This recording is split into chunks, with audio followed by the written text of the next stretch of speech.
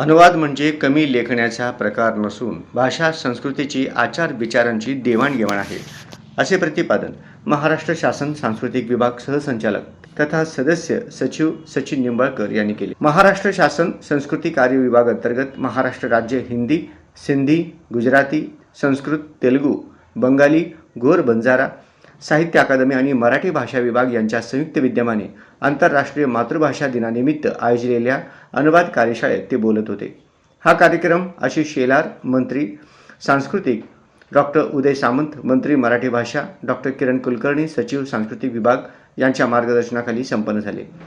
7 साहित्य अकादमी आणि मराठी विभाग असा अत्यंत देखणा सोहळा येथे पाहायला मिळाला। कार्यक्रमाची सुरुवात महाराष्ट्र गीताने झाली, त्यानंतर दीप प्रज्वलन कार्यक्रम झाला। इंडीज आर्ट वर्ल्ड स्टुडिओ तालुका खालापूर रायगड येथे अगदी दिमाखाने हा कार्यक्रम थाटामाटात झाला। स्वर्गीय नितीन देसाई निर्मित एनडी स्टुडिओ पाहून डोळ्यांचे पारणे फिटले।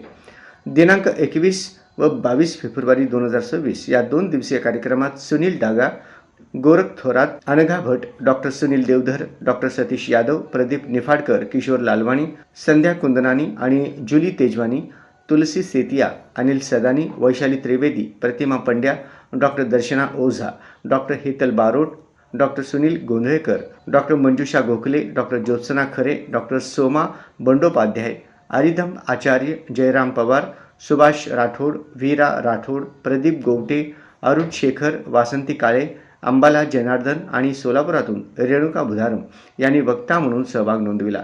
लिखित आनंद पुस्तक मी तेलुगूतून अनुवाद, मराठीतून अनुवाद केलेला, तर त्याची एक कथा आता सोलापूरच्या विद्यापीठात BA मुलांना लागलेली आहे। ही माझ्यासाठी खूपच भाग्याची गोष्ट आहे।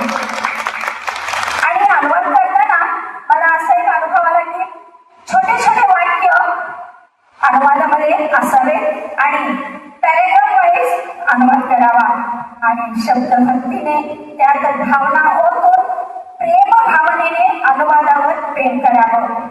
मी तेलुगुतली मराठी माता यांना वंदन करते आणि मला जे लाभलं माय मराठीचं बोट दारी सन्मार्गाची वाट ज्ञानोबा तुकाई घडली तुकोबाची भेट ज्ञानोबा तुकाई घडली तुकोबाची भेट असंच माझं वाक्य झालेलं आहे।